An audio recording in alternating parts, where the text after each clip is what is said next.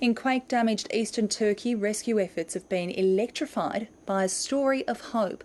A 2-week-old baby has been pulled from the rubble after being trapped for nearly 48 hours.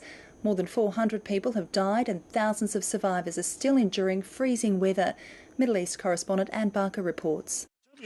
After days of tragedy and despair came a moment of pure joy.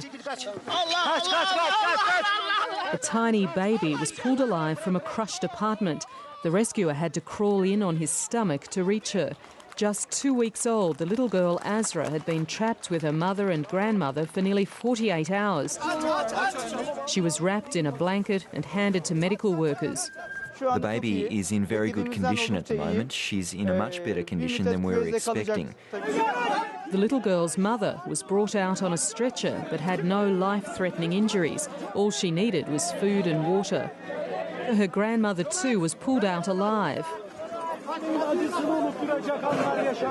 But the baby's father and grandfather are yet to be found, although both had been in the building. Earlier in the day, another mother and 2 children were also pulled out alive, giving rescuers a big boost. But the death toll is rising even faster, and the survivors are facing worsening conditions. At Erciyes, the city worst hit, thousands of people were facing a third night in tents or huddled around fires to shelter from the freezing cold. Many victims have accused authorities of being too slow to deliver aid to a region that's home to the minority Kurd population. Turkey's Red Crescent says it's now feeding 10,000 people and providing shelter for 40,000. Continuing aftershocks even prompted a riot among prisoners at Van.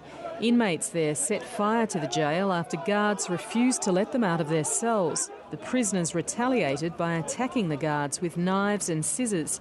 2 days earlier, hundreds of prisoners escaped when the initial earthquake toppled a perimeter wall.